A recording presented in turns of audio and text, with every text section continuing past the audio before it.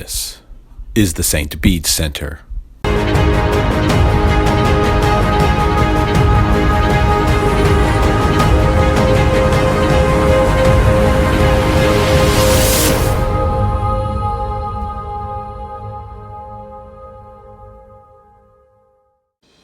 Welcome back to the St. Bede's Center.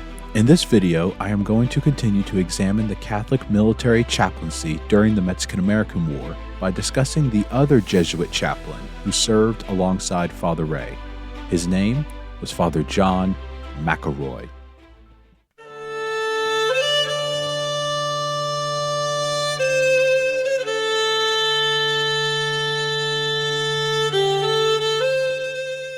While Father Ray was a Frenchman, Father McElroy was an Irishman, being born on the 14th of May, 1782, in either the town of Brookborough or Enniskillen in the county of Fermanagh. Immigrating to the United States in 1803, Father McElroy settled down near Baltimore, Maryland, and Washington, D.C., and worked for a while as a store clerk in various shops in Baltimore and D.C., until he started his work with Georgetown College in January 1806. This young Irishman was perfect for his eventual induction into the Jesuits, not only being a devout Catholic, but also following St. Ignatius of Loyola's spiritual exercises in years preceding his entry into the society.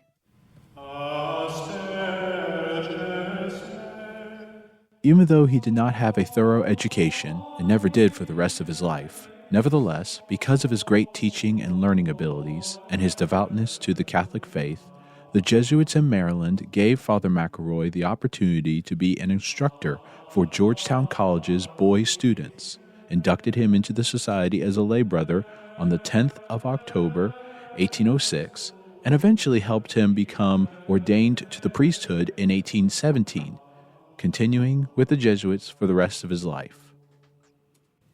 As an example of his piety during these early years with the Jesuits and of why the society was undoubtedly delighted to let him join, on June 27, 1806, at the age of 24, and before he was a lay brother, Father McElroy wrote the following in his Reflections and Resolutions, which was his spiritual diary. Though the following quote is a long one, it truly demonstrates the faith of this future chaplain who would minister to American soldiers stationed in Mexico. Father McElroy recorded the following.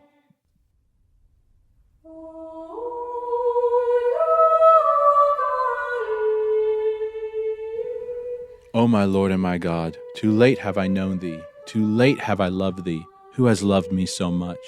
Thou hast called me to thy beloved society, to the school of virtue in preference to so many millions of others. O my good God, how should I repay you for this so great and incomprehensible a benefit? I have nothing that is worth of offering to thee, it is true. I have a heart which thou demandest, a heart which has been so often defiled with sin. O most bountiful God, how much hast thou loved me? O that I had never offended thee! O that I had never defiled that heart which thou hast so often asked of me, that heart which thou so often made thy tabernacle. O incomprehensible love of my dearest Jesus, how powerful thou art! Was it not enough for thee, O God of my soul, to suffer the most bitter torments that have ever been or ever will be inflicted on man? Was not this enough to satiate that incomparable love which burned in thy most sacred heart?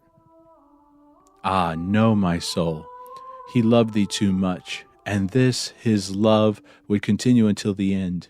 And for this reason he invented that admirable sacrament wherein he gives thee himself to be thy real food, lest in this pilgrimage you should faint and fall by the way. O my Lord and my God, what is there you could do for me and has not done it? O my dearest Jesus, thou God of my heart and life of my soul, why did I ever offend thee? Why did I ever seek anything out of thee? O my Lord and my God, have pity on this hard and stony heart of mine. Cleanse it and purify it. O my God, from all terrene affections, and from the vicious habits which was the cause of my offending thee, O infinite purity, Thou seest how often these old customs separate my heart from being closely united to thee. Thou dost knowest, O searcher of all hearts, those passions which prevail over thy unworthy servant. And to whom shall I apply for relief? In whom shall I place my confidence? But in thee, who art my only hope, my Lord, my Father, and my Redeemer. Teach me, O my God, to hate myself, that I may love thee, that I may love nothing else beside thee. O teach me in all my actions, by thy holy grace, that I may be united to thee, that I may walk in thy divine presence, and always keep my heart united to thee.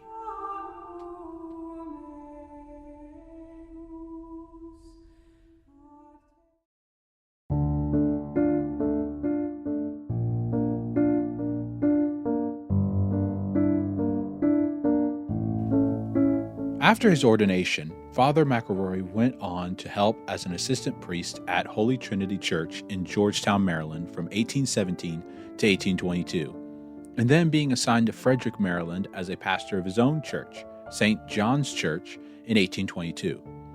Using Frederick, Maryland as his base of operations, Father McElroy became a circuit-riding priest and traveled for 23 years across western Maryland and into the northwestern parts of Virginia, even venturing to New York City and down to Cincinnati, Ohio, in an effort to reignite many Catholics across these regions of America. Because of these characteristics of faith and ministry, it is no wonder that Father McElroy was chosen as one of the 2 Catholic chaplains to be sent to Mexico to minister to the American soldiers stationed there during the Mexican-American War. As Fathers Ray and McElroy made their way to Mexico, Father McElroy expressed that his first great desire was to bring the sacraments to American soldiers who were without any priest to administer them such spiritual nourishment. These desires relay the deep devotion this Jesuit possessed and wanted to share with soldiers who desperately needed it. Right before beginning their journey to Mexico, and after conversing with President James K. Polk about their mission the day before, Father McElroy wrote to Father Francis Dzierzharonski in Frederick, Maryland that, quote, "We go to the battlefield to impart to the wounded and dying the consolations of our holy religion. What an honorable mission," close quote. On June 30th, 1846, as they made their way to Mexico and were near the cities of Galveston and Houston, Texas, Father McElroy stated in a letter to John A. McGugan and to other Jesuits in Georgetown College that he, quote, "longed to be with those dear souls, wounded, languishing, and perhaps dying without sacrament," close quote.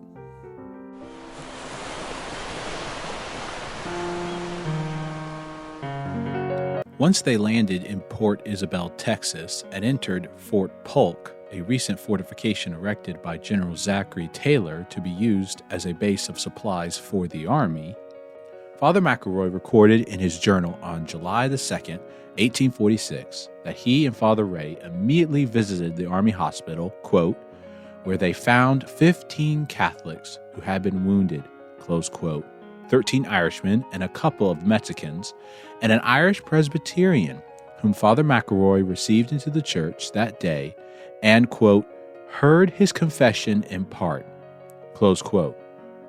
The 2 Jesuit chaplains arrived in Matamoros, Mexico on July the 6th, and although they visited some Catholic laity, both military and civilian, and took the time to settle down on July the 7th, Fathers Ray and McElroy went straight to work. And from July the 7th to the 23rd and 25th through the 26th, 1846, Father McElroy recorded how they regularly performed masses and visited the wounded and sick soldiers in the hospital and the army camp nearby to administer the sacraments when need be, with Father McElroy even performing a marriage on July the 27th. On July the 18th, 1846, Father McElroy wrote to Bishop Anthony Blanc of New Orleans about how he and Father Ray, quote, "had the happiness of offering up the holy sacrifice daily," close quote, tending the ill in the Army hospital, the number of patients being about 70, and even, quote, "giving instructions on Sundays," Close quote. Father McElroy informed Bishop John Baptist Purcell of Cincinnati, Ohio, on July the 20th, the continuation of similar actions that he and Father Ray conducted, those being, quote, visiting the sick daily, close quote, and adding that he, quote, hoped they could render efficient aid, close quote, to them. The priestly administrations that Fathers Ray and McElroy performed certainly had a positive impact upon the Catholic soldiers. For Father McElroy described in a letter to Father Dzieronzinski on July the 16th, 1846, on how Father Dzieronzinski could, quote, easily imagine what joy it gave the Catholics thus confined to the bed of sickness to receive the visits of a priest and to receive at his hands the consolation of religion, close quote. After Father Ray left Matamoros on August the 4th to go with General Taylor's army, Father McElroy remained in the border city to continue to administer his priestly duties among the American soldiers and civilians. On August the 18th, 1846, Father McElroy communicated to Father Ray that he told their Father Provincial in Maryland, whose name was Father Peter Verhagen, about the war and, quote, an account of his missionary labors, close quote, in Matamoros, which thus far encompassed 22 confessions, 1 baptism, 2 extreme unctions, and 1 marriage, with, quote, very few soldiers to attend church on Sundays, close quote, and expressing discouragement on how he had, quote, so little occupation, close quote, and that, quote, were it not for the hospital, he would have no employment, close quote. However, the hospitals would become plenty of employ for Father McElroy, and those instructions became something more.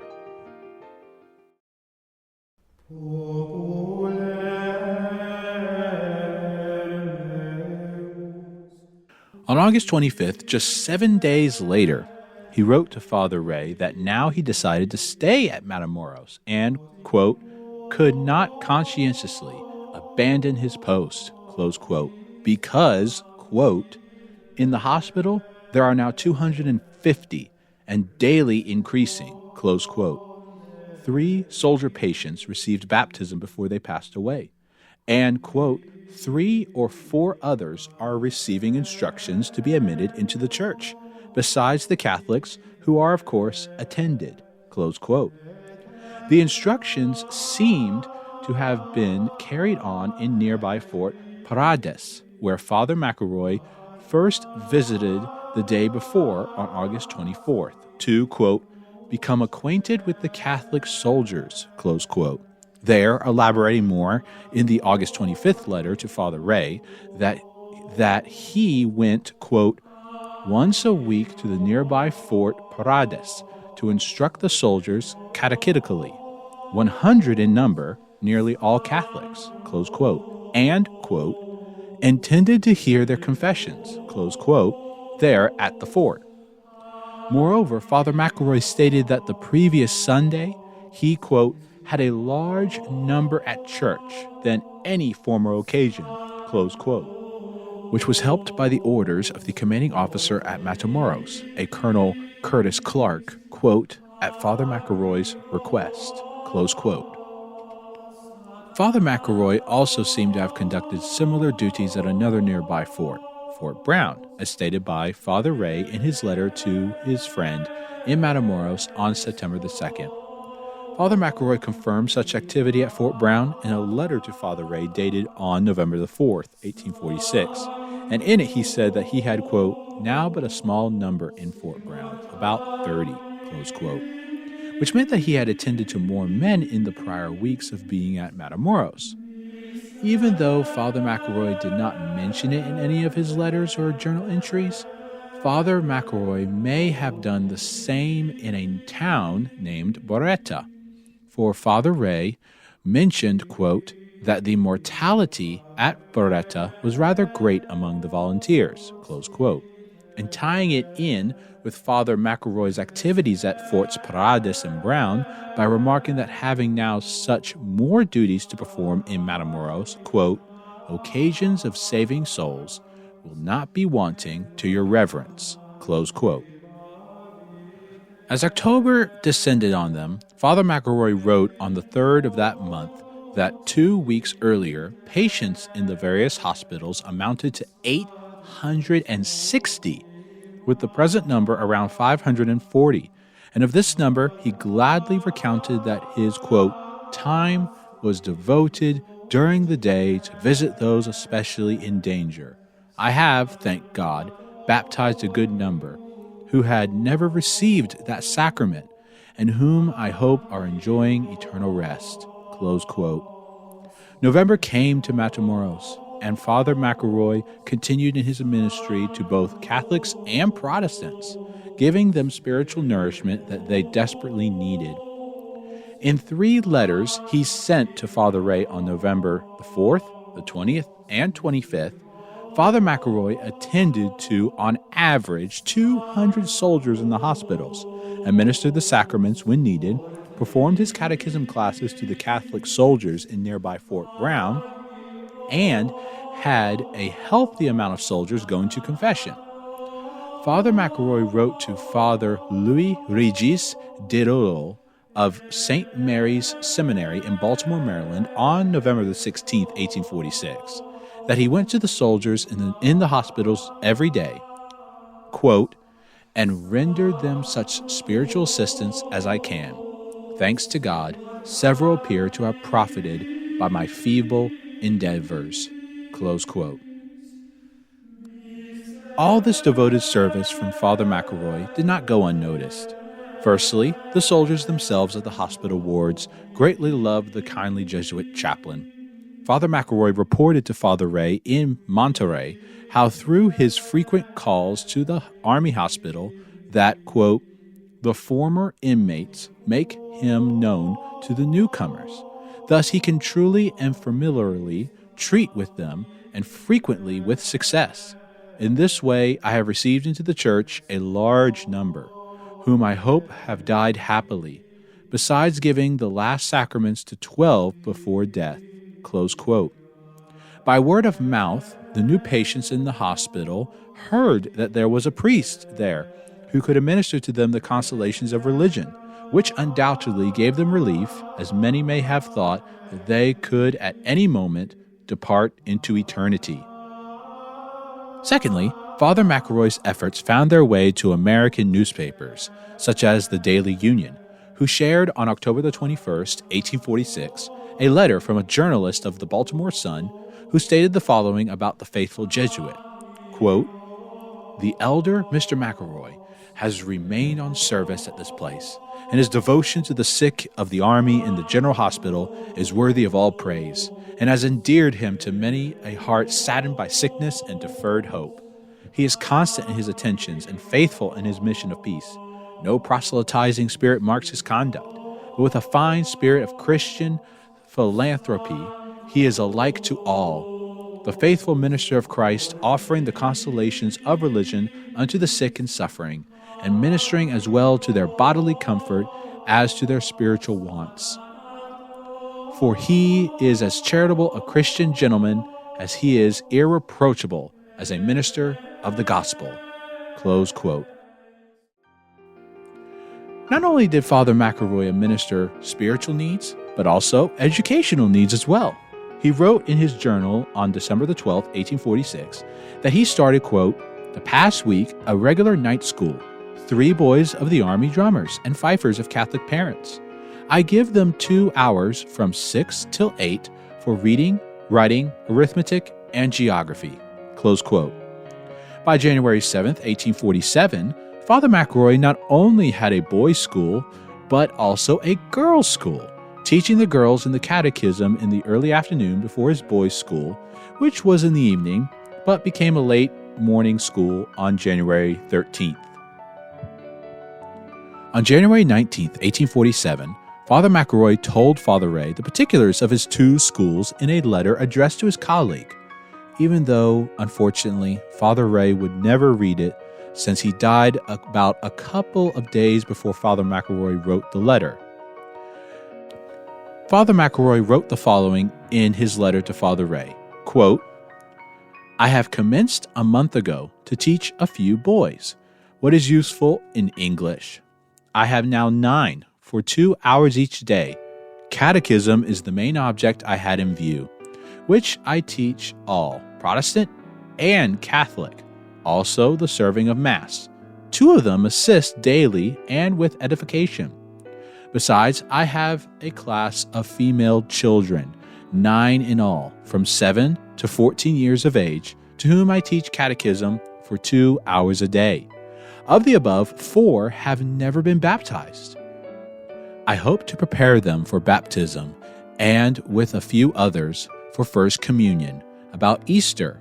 All are connected with the army, male and female." Close quote.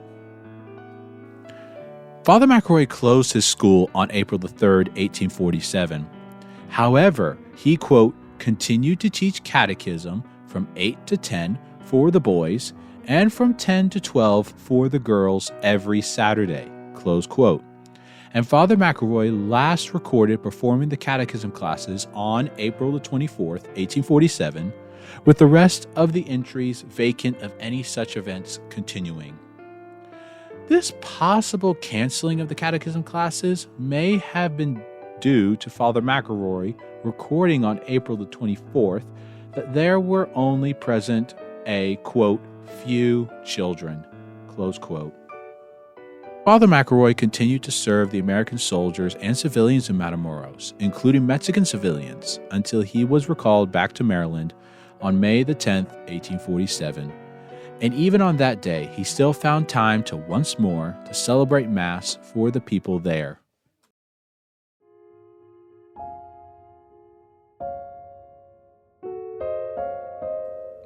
Much saddened in leaving his congregation, Father McElroy recorded in his journal that he departed Matamoros, quote, "on my part with great regret, on account of leaving no priest behind for the English Catholics and sick in the hospital. May our Lord supply in that way, but known himself," close quote. In a departing letter to the American people of Matamoros, published in their newspaper, The American Flag, Father McElroy told them that he was thankful, quote, "for their marked kindness and attention on all occasions, and without regard to religious opinions," close quote. Father McElroy commented that the American military officers gave to him, quote, "continuous acts of courtesy during his sojourn with them, the recollection of which will be cherished by him through life, and will enable him to appreciate their noble deeds, accompanied always by traits still more glorious, the humane, kind, and truly Christian treatment of their vanquished enemy, whether as prisoners of war or wounded on the battlefield," close quote.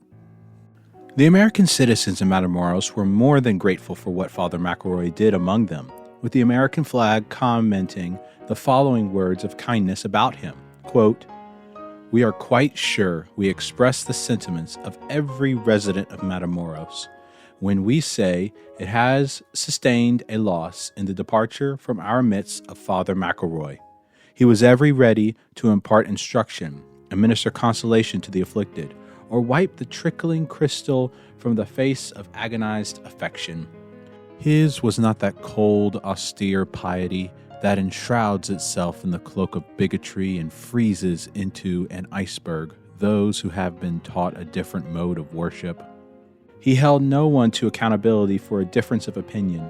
His heart pulsated only with devotion to his supreme Lord and Master, and peace and goodwill to the human family.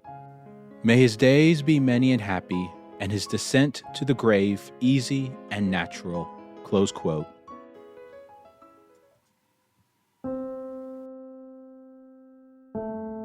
The impact of Father McElroy on Matamoros continued after he left, with the American Flag reporting on May 22, 1847, that in connection to the ethical reformation occurring in Matamoros, the city had, quote, "a female school with a competent instructress, and they heard that efforts were being made to revive the one started by Father McElroy," close quote.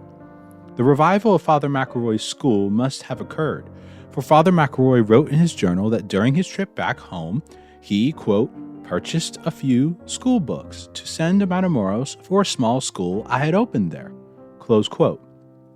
Father McElroy even encountered on his way home, quote, several gentlemen as the chaplain from Mexico, which had been the case ever since I arrived in the U.S., close quote.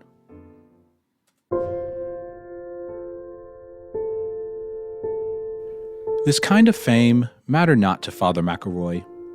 In the end, it was the ministry to the troops that mattered, concluding about the work he and Father Ray performed in Mexico in the following manner, quote, I think that very few would depart this life either on the battlefield from their wounds or in the hospital by disease without accepting or calling for our ministry. It is in such functions our religion becomes in their eyes what it always was, a religion based upon charity, having for its divine author the God of charity. Such examples from the priesthood dispel at once the calumnies so often reiterated against us, and they receive our faith in a very different light.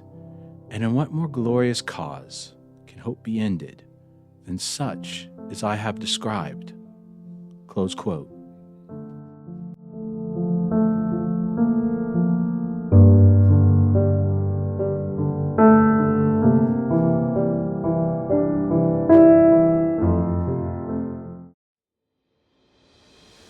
Thanks for watching. If you liked what you saw and want to learn more about the Catholic chaplaincy during the Mexican-American War, or other amazing historical events and people in the history of Catholicism, please like this video, subscribe to the channel, and share it with others.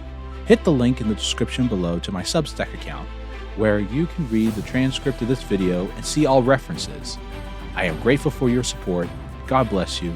Saint Bede the Venerable, pray for us. Ave Mater Benedicta.